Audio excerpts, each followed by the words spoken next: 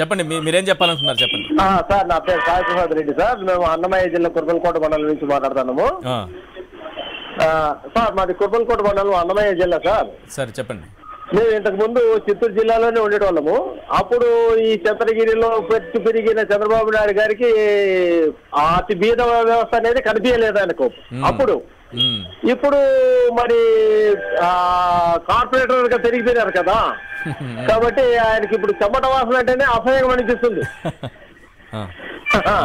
కాబట్టి ఆయన ఆలోచన విధానము, ఆయన మాట్లాడే తీరు ఎట్లా ఉందంటే తన తిన్న అన్నంలోనే మట్టి పోస్తున్నామని. నారావారిపల్లిని ఎప్పుడైనా చూసారా? అవునండి. నారావారిపల్లికి ఎప్పుడైనా వెళ్ళారా? చంద్రగిరి పక్కనే కదా. అవునండి అవునండి, అవన్నీ చూసేసాం. ఆయన రెండు సెంట్ అంటే సమాధులు కట్టుకోవాలి అని అంటున్నారు.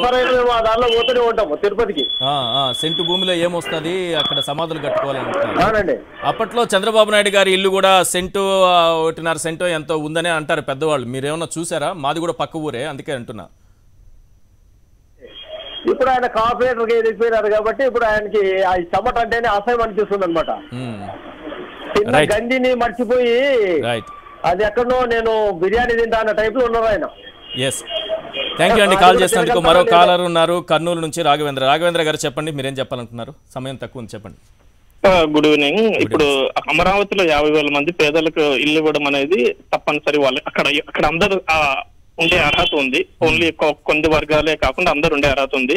ఇప్పుడు ప్రభుత్వానికి ఇక్కడ ఎదురుదెబ్బ తగిలింది హైకోర్టు నుంచి. సో నేనేమనుకుంటా అంటే ప్రభుత్వం అసమర్థత కనబడుతుంది నాకు. ఎందుకంటే హైకోర్టులో తమకు ఎదురుదెబ్బ తగలకుండా ప్రభుత్వం ముందుకు తీసుకుని వెళ్ళింటే హైకోర్టు నుంచి వాళ్ళకి ఈరోజు తీర్పు వచ్చేది కాదు.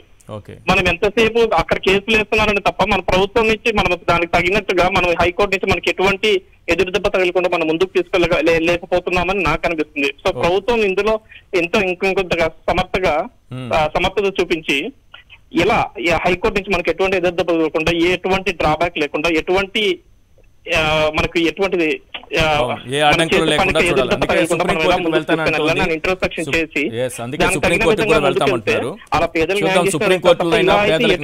జరగకుండా ఇలానే కోర్టు తాత్పర్యం జరుగుతూనే ఉంటుంది. రైట్, థ్యాంక్ యూ అండి రాఘవేంద్ర గారు.